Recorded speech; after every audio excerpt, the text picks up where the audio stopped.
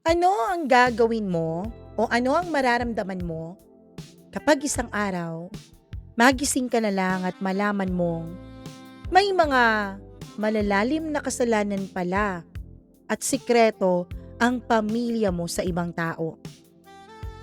Anong gagawin mo kung ikaw ang magiging pambayad ng kasalanan at pagkakamali na yun? Hello sa inyong lahat, welcome back dito sa ating channel. And yes, pause pa rin si Mama Mia pero sige na, tuloy-tuloy na natin to. Kung mawalan ng boses, edi mawalan. Charot lang. Huwag naman, pagdasal nyo naman na sana maging okay na itong boses ko. Namimiss ko na rin ang sarili ko pong boses, sa totoo lang. Eto na, wag na nating patagalin pa dahil hihingali na naman tayo kapag masyadong mahaba ang intro. Eto na po ang inyong paboritong programa, ang Dear Mama Mia.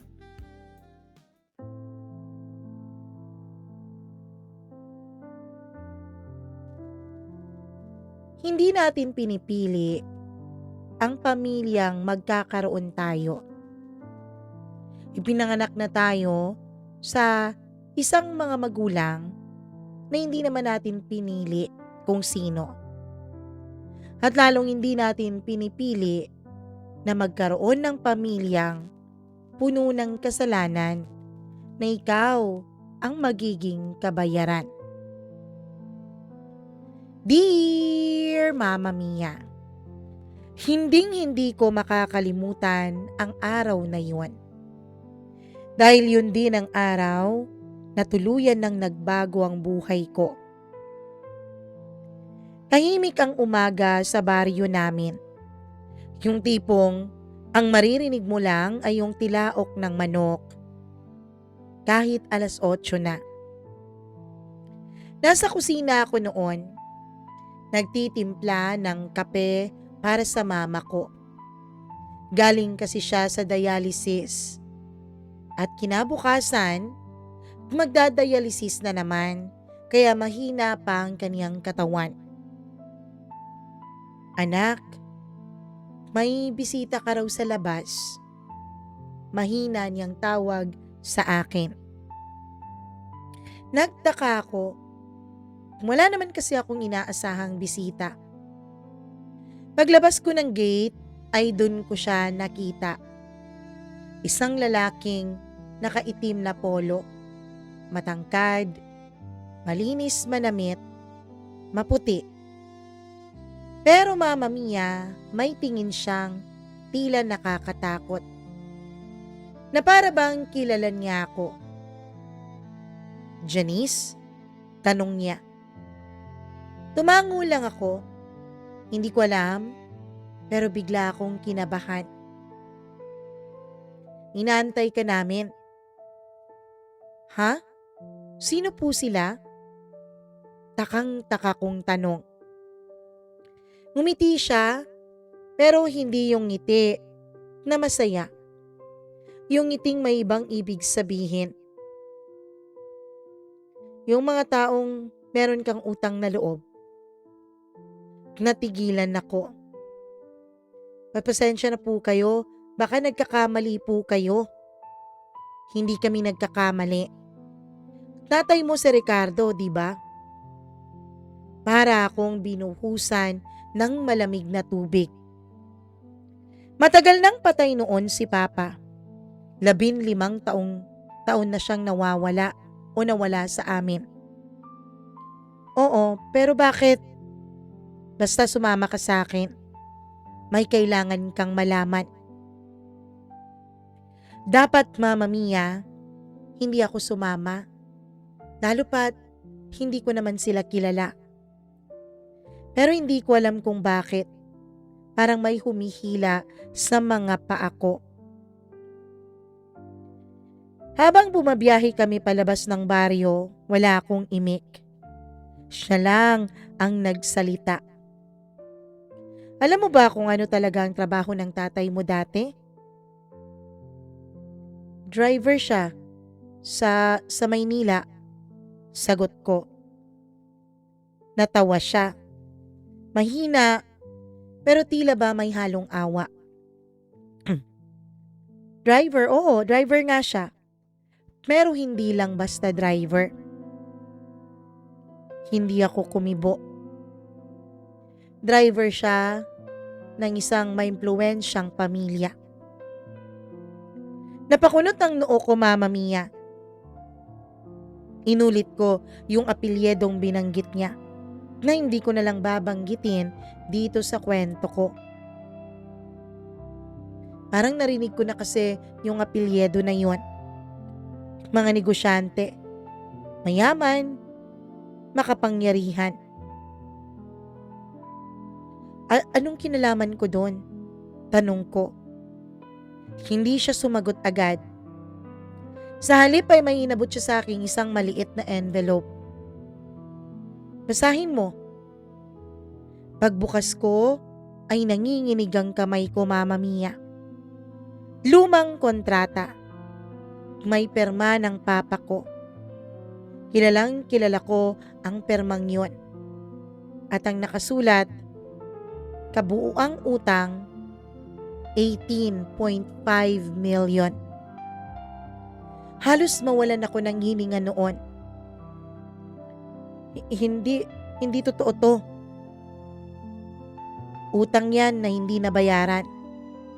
Utang na tumubo sa loob ng 15 taon. Patay na siya. Paano? Anong paano? Ang utang ng ama, sinisingil sa anak. Noon ako tuluyang nanlamig. Dinala niya ako sa isang napakalaking bahay. Mali. Hindi pala bahay yun kundi mansyon. Gate pa lang, pakiramdam ko hindi na ako bagay na pumasok. Pagbukas ng pinto ay sinalubong ako ng malamig na hangin at mas malamig na mga mata. May 3 lalaking nakaupo sa sala. Sa gitna nila ay isang matandang babae. Eleganteng elegante. Pero ramdam mo na agad ang kapangyarihan niya. Siya na po, sabi nung lalaking sumundo sa akin. Tinitigan ako ng matanda. Mula ulo hanggang sa aking paa. Kamukha niya ang tatay niya. Bulong nung matanda. Lumunok ako. Ako po si... Alam ko kung sino ka. Ako naman si Doña Valeria. Parang may kumalabog sa dibdib ko, Mama Mia. Kilala ko ang pangalan niya. Siya pala ang amo ni Papa noon. Alam mo ba kung bakit ka nandito, Iha? Tanong niya. Dahil po sa utang ng tatay ko. Pero po wala po akong ganong klaseng pera. Tinatigan niya ako at tumango siya. Alam namin hindi kami makakasingil ng pera sa'yo. Hindi pera ang kukunin namin sa'yo. Napatigil ako. Kundi kabayaran. Mama Mia, hindi ko nagustuhan ang tono niya noon. Ano pong ibig ninyong sabihin? Tumayo siya. Dahan-dahan. Lumapit sa akin. May kasalanan ng tatay mo sa pamilya namin. Utang lang po ang sinabi. Hindi lang utang. Putol niya sa mga sinasabi ko. Tumigil siya sa harap ko. Ang tatay mo. Siya ang dahilan kung bakit namatay ang anak ko. Para akong nabingi, Mama Mia. Ano po? Oo. Namatay ang anak kong si Alejandro sa car accident. Kung saan tatay mo ang nagdadrive at lasing siya noon habang nagtatrabaho. Hindi ako makahinga, Mama Mia. Pero po, wala naman pong namatay sa aksidentang yon, di ba? Alam kong aksidente yon, Mama Mia. Alam ko yung tungkol sa aksidente na yon. Dahil sinabi yun sa amin ng papa. Oo, hindi nga siya namatay noon. Pero naparalyze ang anak ko. Mama Mia, unti-unting nanginginig ang tuhod ko. At alam mo ba? Alam mo ba kung anong sinabi sa akin ng anak ko bago siya mamatay? Nagbilin siya. Napapikit ang Donya. Ang sabi niya, singilin ko ang pamilya ng taong sumira sa buhay niya. Alam mo ba na yung ama mo pumunta pala sa inuman dun sa kumpare niya. Dinala pa yung kotse namin. At nung nagpasundo na ang anak ko, lasing na siya. Sinabi pa ng anak ko na itigil na lang yung kotse. Dahil siya na lang ang magmamaneho, pero naging mayabang ang papa mo. Siguro dahil sa alak. Sabi niya kayang-kaya niya. Kaya lang, nangyari ang aksidente. Pero hindi aksidente yun eh. Kung hindi sana nagmatigas ng ulo ang tatay mo, buhay pa sana ang anak ko. Na-depress siya nung naparalyze siya. Kaya yun ang tuluyang kumitil sa kaniyang buhay. Napatungo na lang ako, Mama Mia. Nakatingin na lang ako sa may sahig. Hindi ko kasi alam ang sasabihin ko sa Donya dahil halatang halata pa ang paghihinagpis niya. Anong gusto ninyong mangyari? Tanong ko sa nanginginig na boses. Umupo siya ulit. Simple lang. Isang lalaki ang naglabas ng folder. May picture sa loob. Isang lalaking naka-wheelchair. Gwapo ang lalaking yun, pero malamig na malamig ang aura niya. Siya si Justin, bunso kong anak.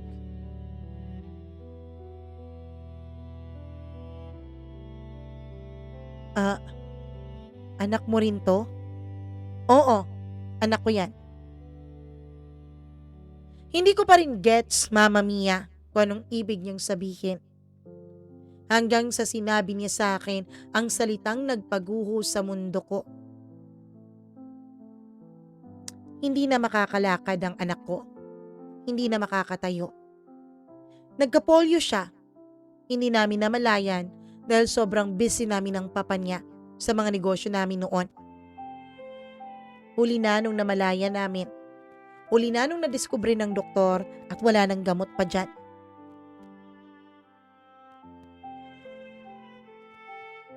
Ano pong kinalaman ko sa kanya? Dahil imbalido ang anak ko, walang magpapakasal sa kanya, walang mag-aalaga sa kanya. At ikaw, Iha, ikaw ang ikakasal sa anak ko. Parang tumigil ang oras ko, Mama Mia. Po? Magiging asawa ka niya, tagapag-alaga, tagapagbayad ng kasalanan ng tatay mo sa amin. Hindi po yun pwede. Pwede. Dahil kung hindi, may nilapag siyang bagong dokumento. Demanda, utang, interes. Mawawala sa inyo ang bahay niyo.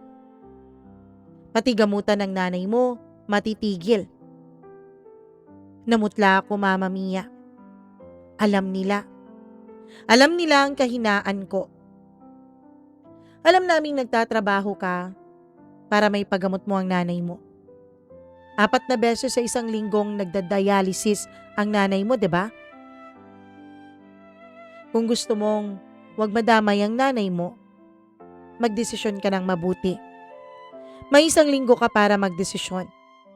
Pero alam kong pipiliin mo ang tama. Pagkatapos nun ay tumayo siya. Inihatid ako nung kumuha sa aking lalaki sa bahay.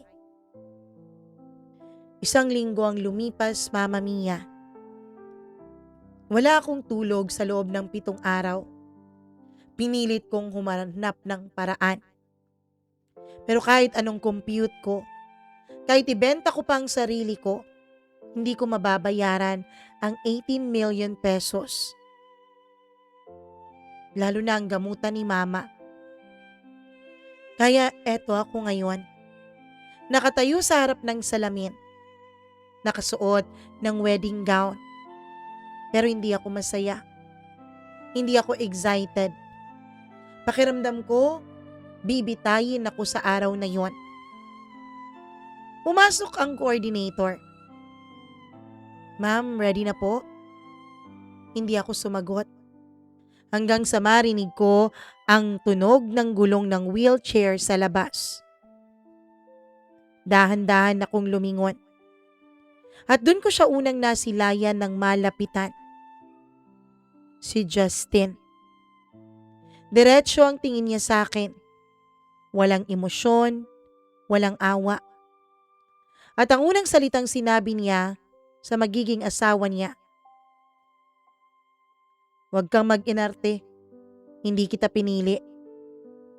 Dahil kung may pagpipilian lang ako, hindi din ikaw ang gugustuhin kong maging asawa." Napakurap ako, Mama Mia. Pinagulong niya ulit yung wheelchair at lumapit siya sa akin. Inabot ang kamay ko, hindi para lambingin, kundi para ipaalala sa akin ang papel ko sa buhay niya. At tandaan mo, bulong niya, malamig na malamig. Habang buhay kang magbabayad sa pagpatay ng tatay mo sa kapatid ko. Mama Mia, pagkatapos ng kasal, wala man lang palakpakan. Hindi po kami kinasal sa simbahan. Sa West lang po. Pero dahil mayaman sila, meron pang pa-coordinator. Parang hindi nga espesyal na araw yung kasal ko eh. Walang saya, walang yakapan. Na para bang business transaction lang ang lakat. Pagdating namin sa mansyon, dun ko tuluyang naramdaman kung gaano kaliit ang mundo ko kumpara sa kanila. Mataas ang kisame, marble pati ang sahig. Yung chandelier sa gitna, pakiramdam ko, 3 taon ko ng sweldo yung presyo. Pero kahit ganun kaganda ang pagligid, pakiramdam ko ay isa akong preso, Mama Mia. Dinala ako ng katulong sa kwarto. Ma'am, dito po kayo. Napakunot ang noo ko. Hiwalay kami ng kwarto. Ngumiti lang siya, pero tila may halong awa para sa akin ang ngiting iyon. Hindi po kayo magka-room ni Sir Justin. Hindi ko alam kung matutuwa ba ako o masasaktan. Pagpasok ko sa kwarto, napaupo ako sa kama. Malambot, mabango, maganda. Pero wala akong maramdaman. Hindi ko pinangarap na maging asawa para lang maging pambayad ng utang. Mag-aalas 10 ng gabi, may kumatok sa pintuan ng kwarto ko. Pagbukas ko, si Justin ang nandoon. Nakaupo pa rin siya sa kanyang wheelchair. Nakapadyama na, pero kahit ganoon, intimidating pa rin ang aura niya sa akin. "Pasok ka," sabi ko ng mahina. Pumasok siya. Pinaikot ang wheelchair papasok. Diretso ang tingin niya sa akin. "May mga rules tayo," sabi niya. Rules? Una, huwag kang aasang magiging totoong asawa kita. Alam mo yung pinirmahan mo bago tayo ikinasal? Tumango ako. Prenup agreement? Oo, prenup.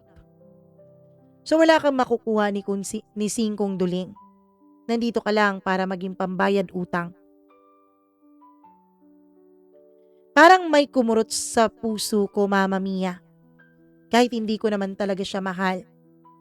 Kahit wala naman talaga akong interes sa kanilang yaman. Pangalawa, alagaan mo lang ako dahil obligasyon mo yan. Hindi dahil may pakialam ka. Tahimik lang ako. Pangatlo, huwag mong kakalimutan kung bakit ka nandito. Lumunok ako para magbayad. Sagot ko, hindi, para magsisi. Tapos tumalim ang tingin niya sa akin. Hindi ko alam saan ako kumuha ng lakas ng loob. Tinanong ko siya, Mama Mia. Kasalanan ba talaga ng tatay ko ang nangyari sa kuya mo? Natigilan siya. Ramdam ko kaagad ang bigat ng hangin. Dahan-dahan siyang lumingon sa akin. Tingin mo, magsisinungaling kami tungkol doon? Hindi ko naman sinasabing lasing ang tatay mo. Hindi siya umiinom. Lasing siya! Sigaw niya. Napatras ako. Pero mas nagulat ako sa sumunod niyang sinabi. Alam mo ba? Kung hindi dahil sa kanya, buhay pa ang kuya ko. Kung hindi dahil sa kanya, meron pa akong kakampi dito ngayon. Para akong binuhusan ng yelo sa narinig ko, Mama Mia. Anong ibig mong sabihin? Ngumiti siya. Pero ang mga mata niya ay punong-puno ng galit at pait. Nung araw na yon, hindi lang kuya ko ang sinira niya ang buhay, kundi ako rin. Unti-unti niyang tinapik ang sarili niyang mga paa. Hindi ako nakatulog buong gabi. Paulit-ulit sa utak ko ang sinabi ni Justin. Ako rin. Akala ko kuya niya lang ang naaksidente. Pero bakit siya? Kinabukasan, bumaba ako para mag-almusal. Tahimik ang dining area. Hanggang sa narinig ko ang boses ng Donya. Umupo ka. Sumunod ako. Gusto mong malaman ang buong nangyari? Tanong niya. Tahimik akong tumango. Nagkape muna siya bago nagsalita. Nung gabing yon, birthday sana ni Alejandro. Kuya ni Justin? Tanong ko. Oo. Magkasama silang umuwi noon. Driver nila ang tatay mo. Humigpit ang hawak ko sa kutsara at kutsilyo. Maayos ang biyahe. Hanggang sa huminto sila sa isang bar. Napakunot ang noo ko. Bar? Oo, bar. Dahil nandun ang mga kainuman ng tatay mo. Yung kaibigan niya na may birthday din. Pinagbawalan siya ng anak kong uminom pero uminom siya. Nanlamig ako. Hindi ganoon ang pagkakakilala ko sa tatay ko, Mama Mia. Hindi siya ganoon sa kinukwento ng Donya. Ang alam ko mabait ang tatay ko. Ang alam ko hindi siya umiinom. Paglabas nila, siya ang nag-drive ulit. Sinabihan siya ng anak ko. Na siya na lang ang magdadrive dahil lasing na siya pero hindi pumayag ang tatay mo dahil sa kayabangan niya. Huminto sandali ang Donya. Pagkatapos ay bumuntong hininga. At dun nangyari ang aksidente. Hindi agad namatay ang anak ko. Nang comatose muna siya. pagkatapos ay na-paralyze. Ang kapatid naman niya, dapat sana noon, may isang doktor na nagsabing baka pwede pa siyang makalakad, na nasa likod noon ng sasakyan. Parang huminto ang mundo ko habang nagkukwento yung Doña Mama Mia.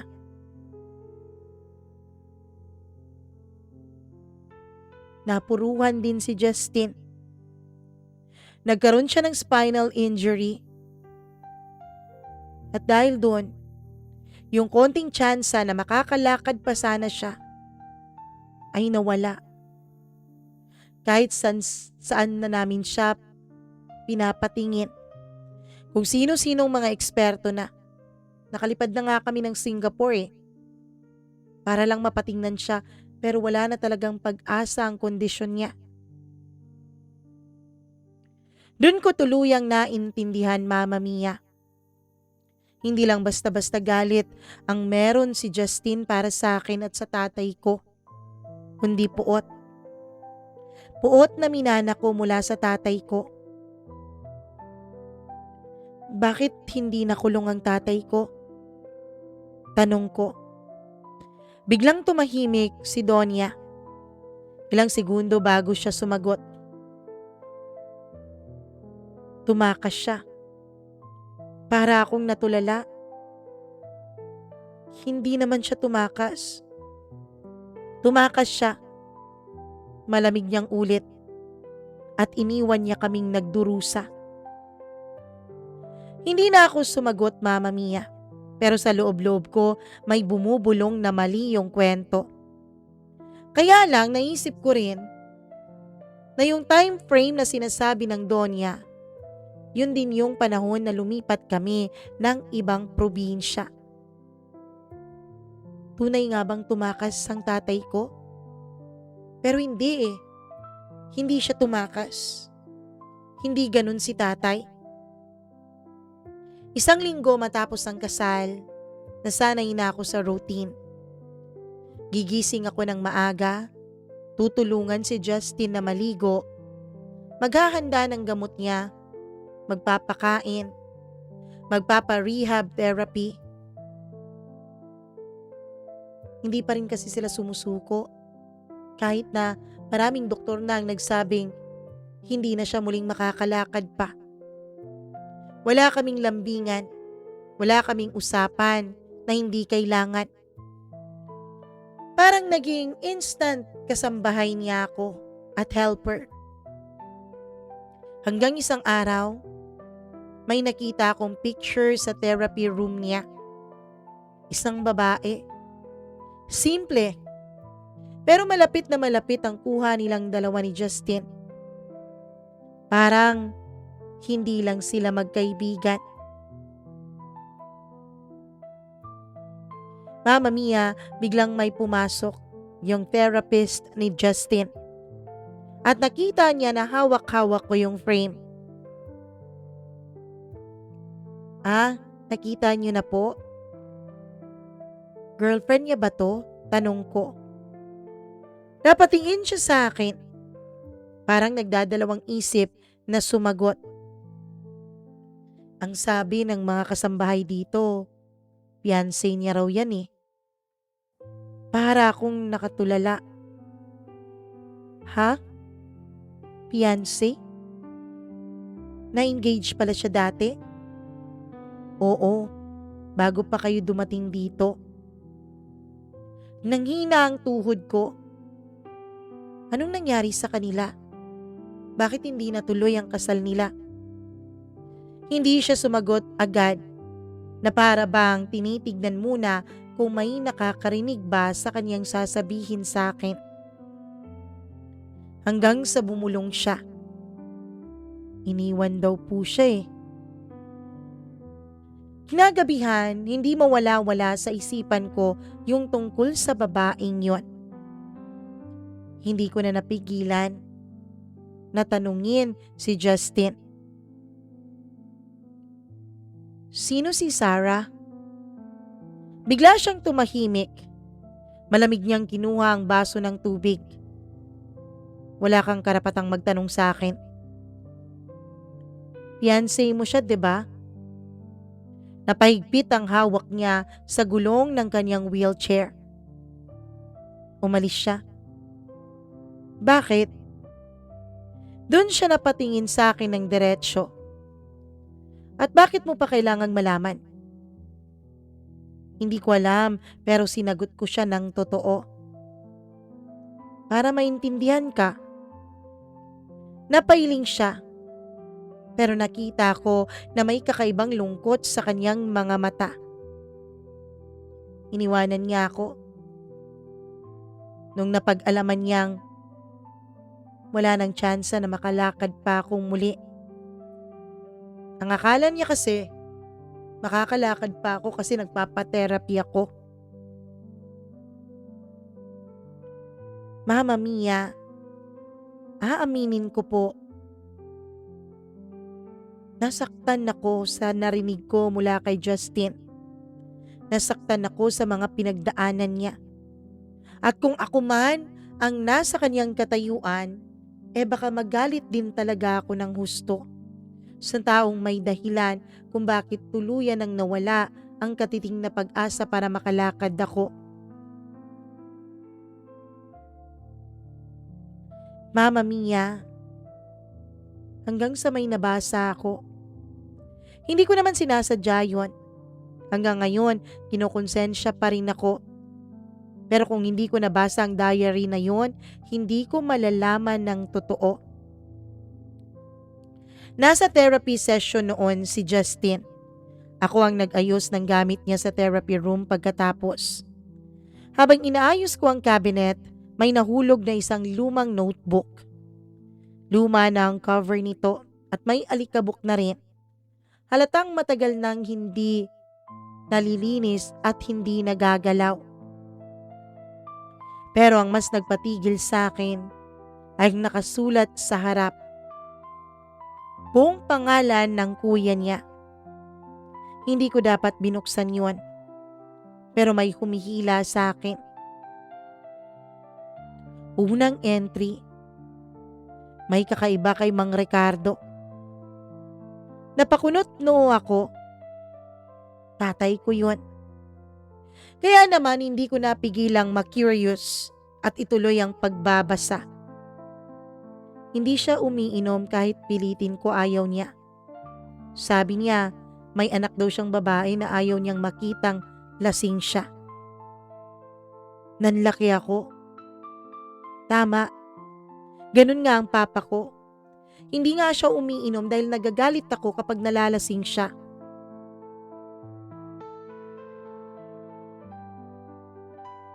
Pero,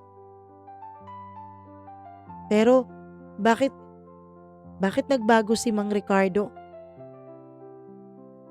Nagbago siya. Nakikita kong nalalasing siya. Nakikita kong tila may tinatakasan siya. Mama Mia, hindi ko alam kung ano, pero kinalabutan ako. Nagbago ang papa ko? Anong nangyari? Nung marinig kong may papasok na sa kwarto ay agad kong binalik yung diary sa kinalalagyan nito. Hindi ako mapakali buong araw. Hindi ko alam kung anong iisipin ko. Galit sa akin si Justin. Alam kong kinamumuhian niya ako. Pero Mama Mia, may kakaibang nangyari sa papa ko. May kakaibang nangyari sa tatay ko kaya siya nagpakalasing noon. Hindi naman siya ganun eh. Hindi naman lasenggo ang tatay ko. Kinagabihan naabutan ko si Justin sa balcony. Mag-isa. Nakatingin sa hardin. Lumapit ako sa kanya. Hindi ka ba nilalamig? Tanong ko. Hindi siya sumagot agad. Hindi na ako nasaktan dahil sanay naman na ako na ganun talaga ang pakikitungo niya sa akin. Hanggang sa inabot ko sa kanya, Yung diary, hindi niya tinanggap. Ano yan? Malamang hindi pa niya nakita o nabasa yon. Sa kuya mo yata to. Dun lang siya napalingon. Kinuha niya. Binuksan. Habang nagbabasa siya, unti-unting nagbago ang mukha niya. Mula sa pagiging malamig, naging magulo. Hanggang sa tuluyang nanigas. San mo nakuha to? Sa therapy room. Hindi umiinom ang tatay mo? Tanong niya ng mahina. Tumango ako. Oo, hindi umiinom ang tatay ko. Napapikit siya. Mahaba. Pero lasing siya nung gabing yun eh. Pumunta kami ng bar. Kasama niya ako noon. Kami ni kuya. Ayoko nga sanang pumasok sa loob eh. Pero pinilit niya ako. Alam ko, sinabi na sa akin ng mama mo. Hindi kami bumalik agad sa loob. Pareho kaming tahimik sa balcony. Hanggang sa siya ang unang nagsalita. Alam ko, Janice, unfair sa'yo. Unfair sa'yo na magalit ako sa'yo. Dahil hindi naman ikaw ang nagmamaneho. Hindi naman ikaw ang nagdadrive. Hindi rin naman ikaw ang lasing. Kaya lang, nakikita ako sa'yo ang papa mo. At tama nga naman. Pagbayaran niyo nga naman yung kasalanan ninyo sa amin.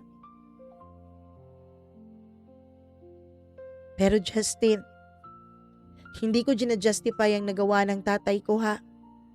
Kaya lang, hindi mo ba naisip? Ano kayang dahilan kung bakit naglasing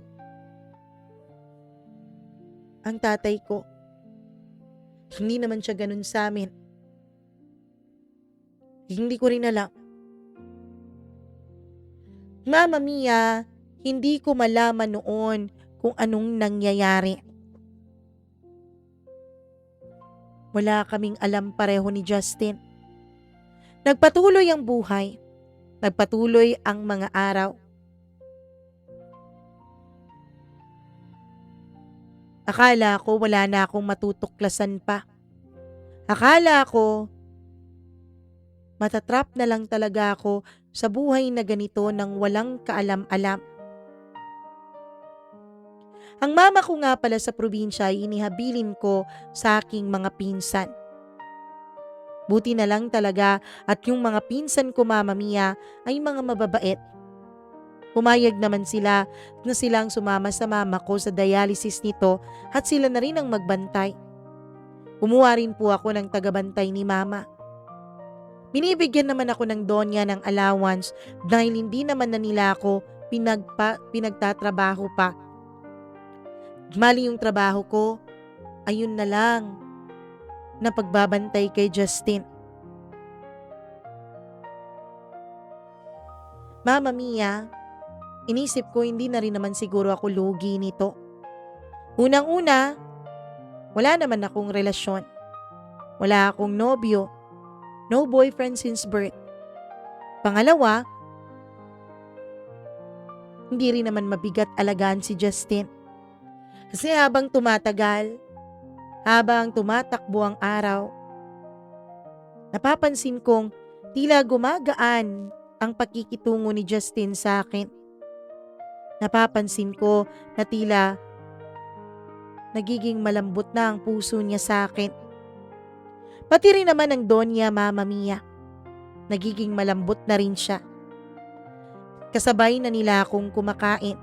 Oo nga't may prenup kami. At kahit anong mangyari ay wala akong magiging kahit na anong parte sa mga ari-arian nila ay ayos lang sa akin. Hindi naman po ako after sa kanilang mga kayamanan. Akala ko nung una, Nung pumasok ako sa mansyon na yon ay mahihirapan ako, na masasaktan ako. Pero hindi pala. Dahil hindi naman pala sila masasamang tao. Akala ko lang pala yun. Mabait pala sila. Ayaw lang talaga nila, Mama Mia, lalo na ni Justin na magmukhang kawawa sa kanilang circle of friends. Sa mga elite na miyembro ng kanilang circle.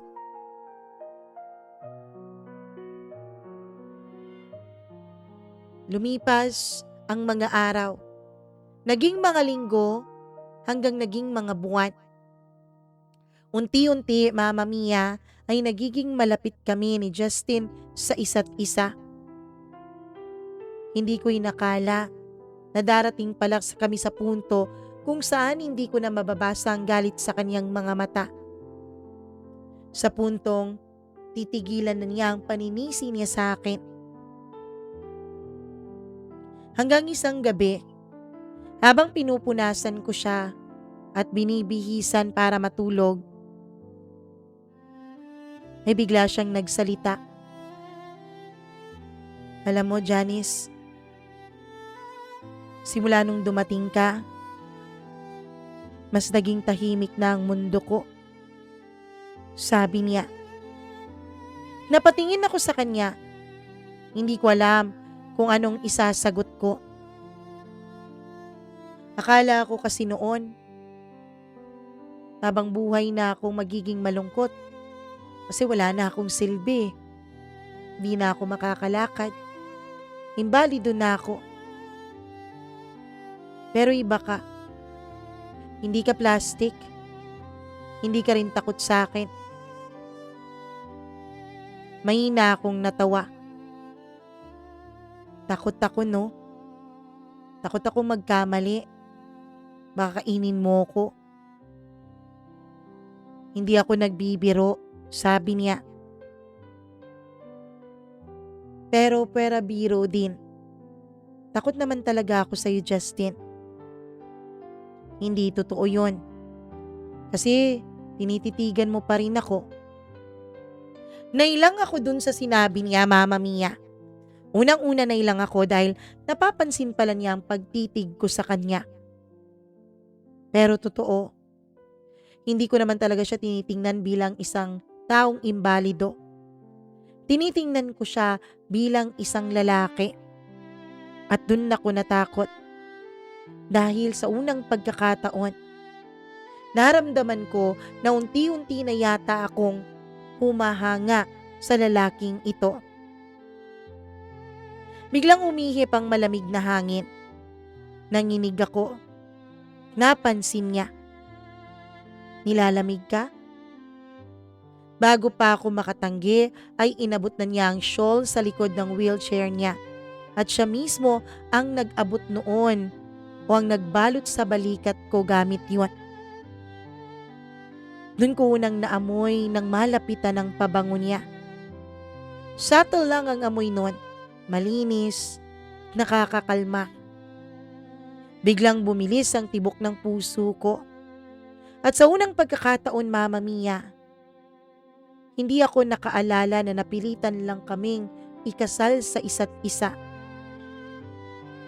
Kinabukasan ay nagulat ako dahil tuwang-tuwa ang Donya nung nandun na ako sa mesa.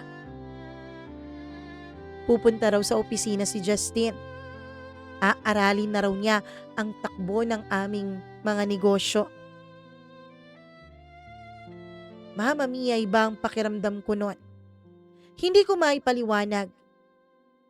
Sa tingin pa lang ng Donya, para bang sinasabi niyang ako ang may dahilan kung bakit ganun na ang kinikilos ni Justin. Pero lagi kong pinapaalala sa sarili ko kung ano lang talaga kaming dalawa. Ako ang tagapag-alaga niya at siya ang pasyente ko. Isang araw, habang tinutulungan ko siyang tumayo sa parallel bars, ay bigla siyang nadulas. Napayakap siya sa akin para hindi bumagsak. Nagkaharap kaming dalawa, Mama Mia. Sobrang lapit. Naririnig ko ang hininga niya. Ramdam ko ang init ng katawan niya. At dun ko napansin, hindi pala siya kasing lamig ng inaakala ko. Hindi siya bumitaw agad. Ako rin naman. Hindi ko alam kung bakit hanggang sa siya na ang unang nagsalita sa aming dalawa. Bakit ganun? Bakit hindi ko nakikita sa mga mata mo, Janice, na naawa ka lang sa akin? Mahina akong sumagot. Dahil hindi ka naman kawawa. Totoo? Oo, hindi ka kawawa. Napakaraming tao na mas kawawa pa sa'yo. Marami ka pang pwedeng gawin. Totoo yun. Mama Mia, nakakita ako ng munting ngiti na sumilaw o sumilip sa kanyang mga labi. Hanggang sa isang araw, Mama Mia, nakita ko si Justin.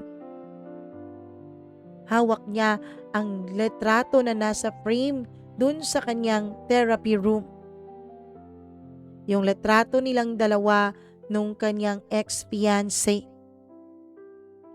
Ewan ko, pero nakaramdam ako ng kurot sa aking puso.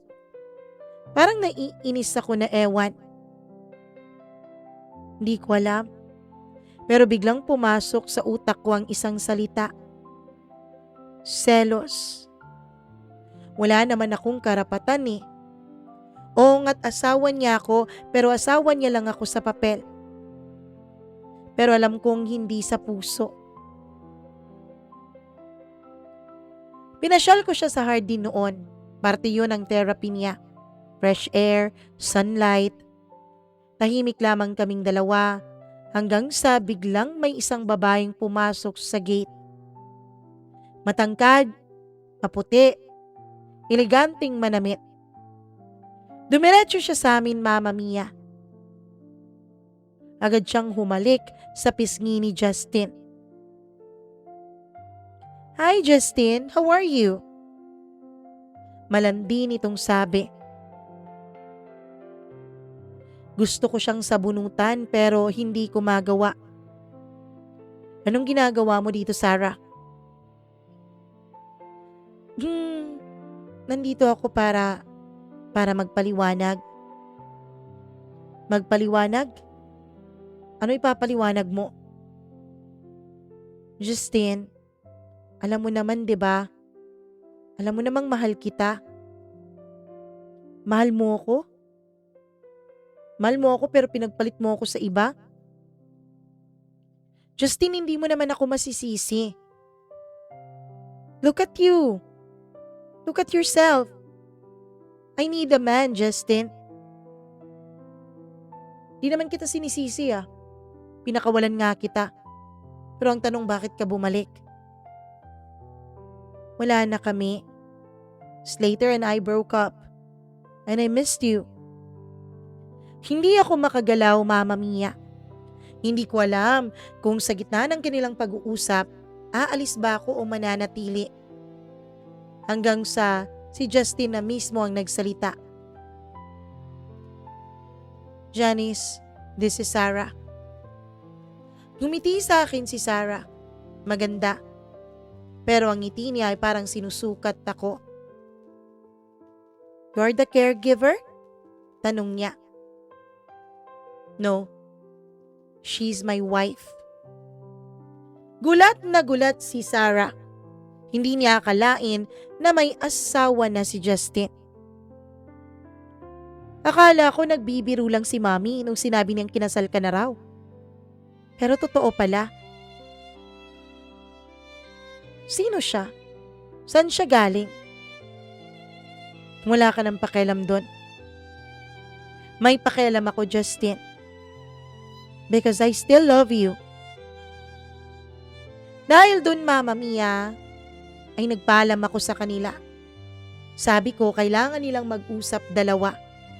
Hinawakan pa ako ni Justin dahil ayaw niya akong umalis. Pero umalis pa rin ako. Dahil sa totoo lang, Nakakasakal na nandun ako. Nakakasakal na marinig na pinag-uusapan nila ang kanilang nakaraan. Nakita kong nag-usap sila. Habang nag-uusap sila, Mama Mia, ay nakita kong tila lumalambot ang mukha ni Justin. Nakita kong tila ngumingiti na rin siya ulit. Tinutulak pa siya ni Sarah papunta pa sa kabilang bahagi ng hardin. At dun hindi ko na malayan na tumulo na pala ang luha sa aking mga mata.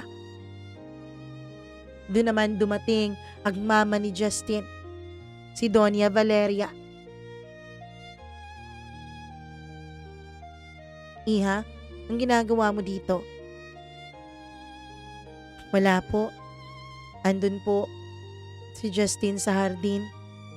Kausap niya si Sarah. Anong ginagawa ng babaeng yan dito?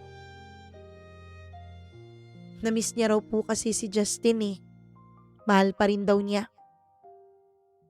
Nakita ng Donya siguro ang lungkot sa aking mga mata, Mama Mia. Sarah, halika. Janice, halika. May sasabihin ako sa'yo. Mama Mia, pumasok kami sa loob ng silid nilang mag-asawa. Hindi ko alam kung bakit kami nandoon. Upo ka. At umupo ako sa isang sofa na nandun sa loob ng kanilang kwarto. Unang beses ko po yung makapasok sa master's bedroom ng mansyon. Ang laki-laki. Ang gara-gara. Siguro mas malaki pa yun kaysa sa buong bahay namin. May aaminin ako sa'yo, Iha. Tama ka nung sinabi mong hindi umiinom ang papa mo. Hindi siya naglalasing. Pero ako ang may kasalanan kung bakit siya natutong maging ganon. Po? Sarah kasi, Janice kasi, yung ama mo, nahuli niya ako. Nahuli niya ako na may ibang lalaki.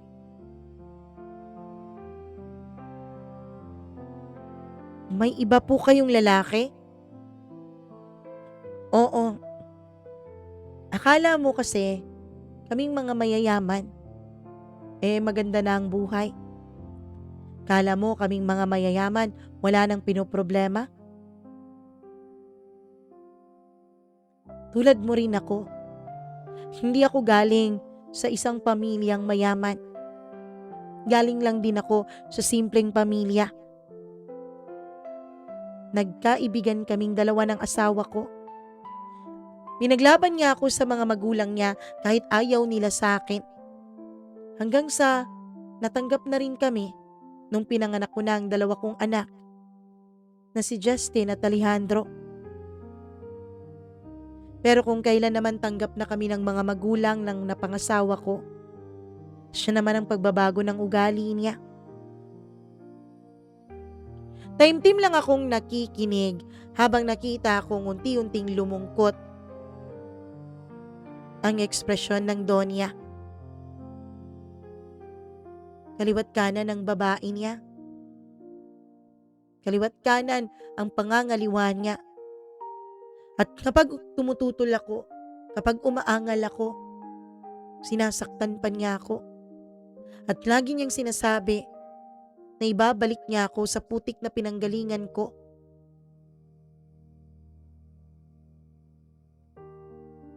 Hindi ko alam kung anong sasabihin ko sa kanya noon, Mama Mia.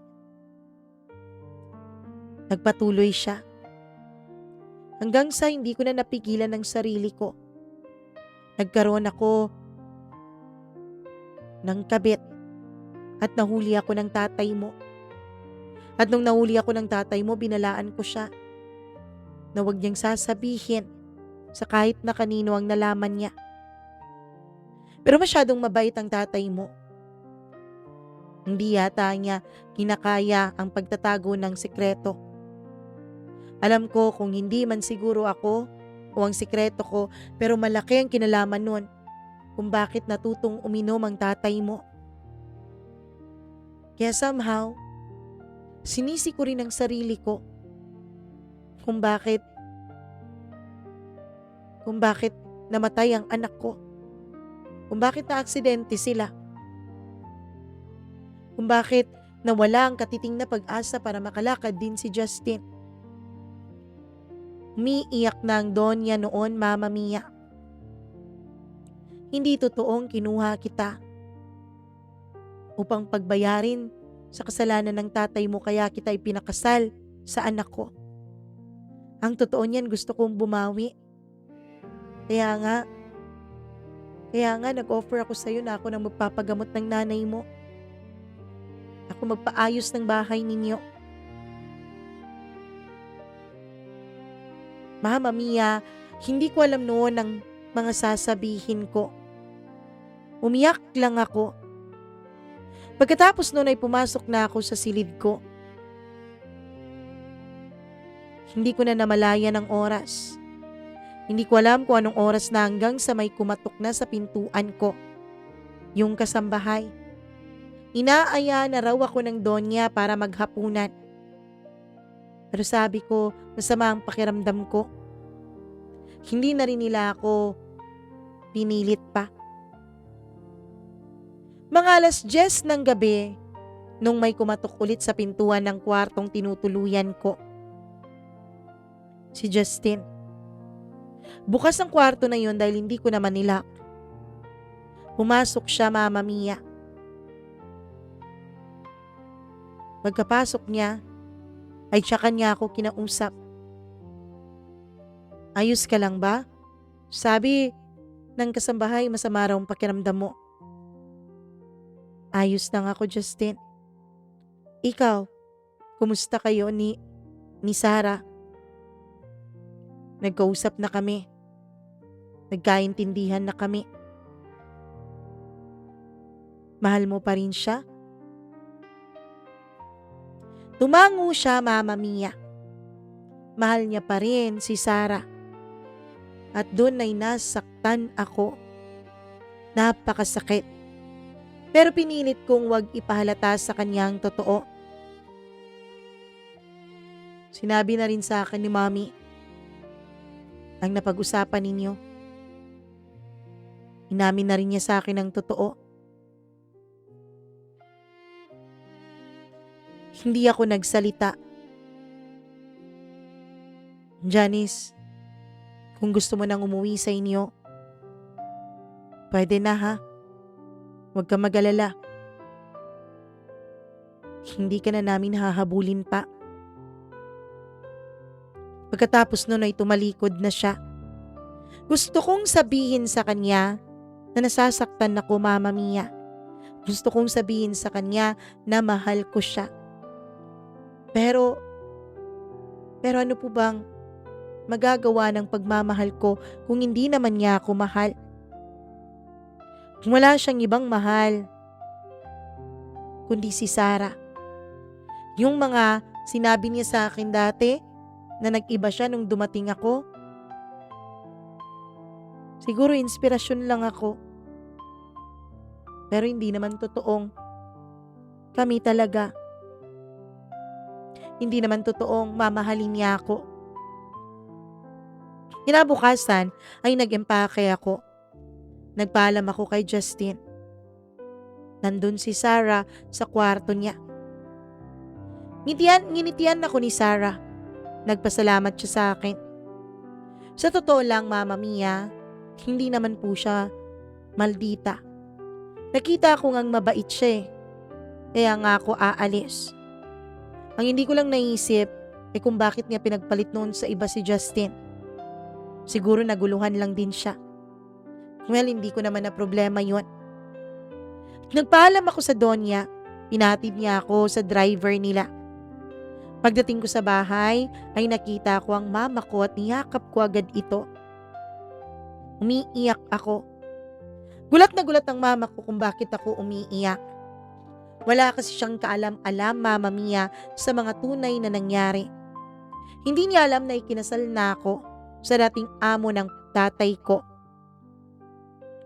Sabi ko, hindi na muna ako magtatrabaho at dito na muna ako sa bahay.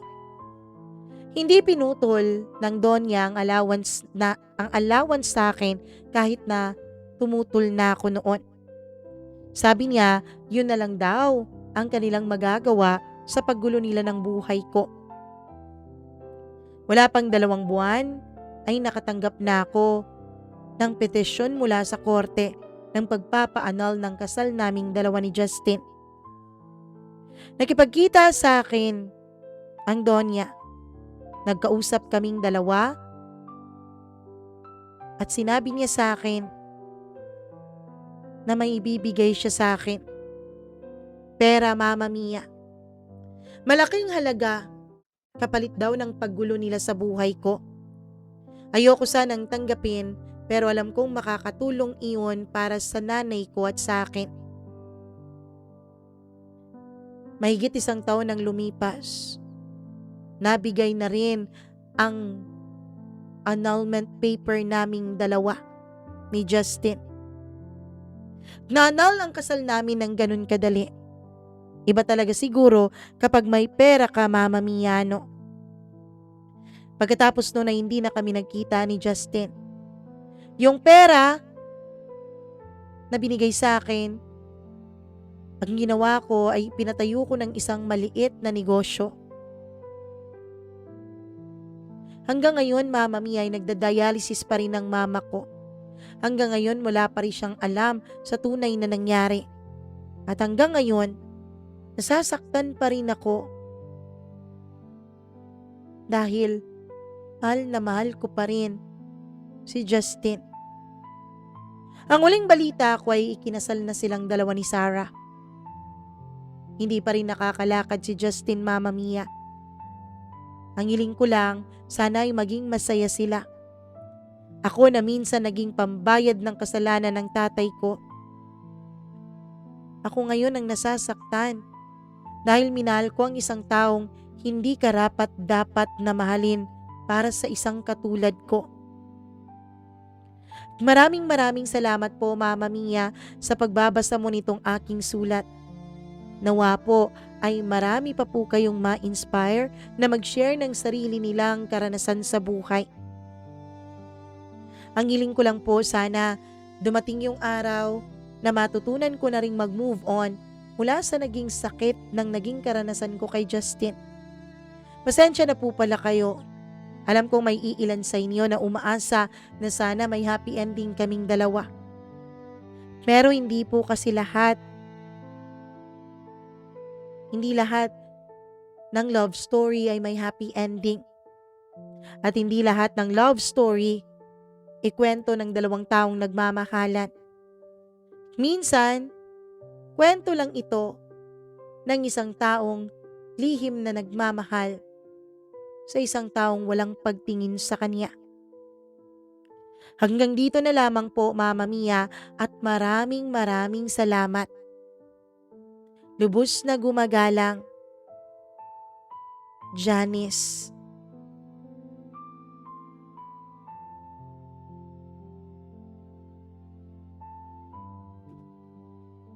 Ay, kala ko rin talaga na may happy ending sila. Kala ko rin talaga magiging sila hanggang huli. Na yung paghihiganti, yung pagbabayad utang, 'di ba? Yung mga nakikita natin sa pelikula. Pero hindi pala. Anyways, bilib ako sa tapang at sa tibay ng loob mo, Janice. Ako sana patuloy ka pang pagpalain ng Diyos at sana patuloy pa rin maging nasa mabuting kalagayan ng iyong ina na siyang naging dahilan kung bakit ka nagsakripisyo dati. Ang hiling lang sana namin maghilom na yung sakit at sugat na nasa puso mo at makahanap ka na rin ng taong tunay na magmamahal at magmamalasakit sa'yo. Maraming salamat sa napakaganda ngunit napakasakit rin naman na kwento ng pag-ibig mo dito sa ating programang na iyong pinadala. Thank you so much talaga. At sa mga nanonood ngayon, nako, please do share and like this video. Itong kwento ni Janice na talaga namang nakaka-inspire din kung tutuusin, ano. Maraming salamat sa inyong pakikinig at sa mga umunawa sa atin kung bakit nung Saturday at Sunday ay replay ang ating nai-air. Maraming thank you. Sana nga maging maayos na tong boses natin para tuloy-tuloy na po ang pag-upload natin ng mga bagong kwento dito sa ating program. Sa mga nanonood ngayon, nako, maraming salamat sa inyong panonood. Pero kung hindi pa po kayo nakapag-subscribe, subscribe na rin po kayo dito sa ating channel. At syempre, hello ako sa ating mga subscribers at sa ating mga napakagaganda at napakagagwapong mga members. Maraming salamat sa inyong pagpapamember at sa inyong pananatili dito sa ating program. Syempre, hello ako kay Gail Easy, kay Mila Raduban, thank you very much. And syempre kay Freaky, maraming salamat din kay Diane Martinez, kay Maria Elena Abe, kay Maureen Tugab, thank you very much. Syempre, hello ako kay Gimaras Girl, kay Benson Boyser, thank you very much. Benson Boyser pala, thank you. And kay Smack Dax, na member pa rin natin, maraming salamat. Hello din ako kay Marlia Giana Shane na nagpa-member ulit, nag-rejoin. Hi din kay Rico Sedanco, isa sa mga bago nating members. At kay Colleen Bueno, maraming thank you.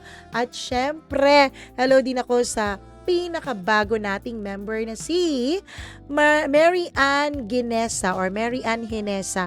Maraming salamat, Madam Mary Ann, sa iyong pakikinig at sa iyong pagpapa-member at pag-subscribe din dito sa ating channel. Thank you very much.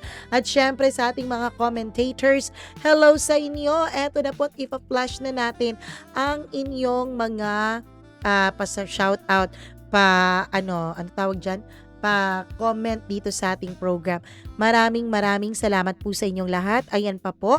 At sa mga hindi po natin na i-flash na mga comments, na mga shoutout, sa mga susunod na araw, baka yung comment at shoutout nyo na ang ipa-flash natin dito. At syempre, maraming thank you po sa inyong lahat sa pananatili ninyo dito sa ating channel.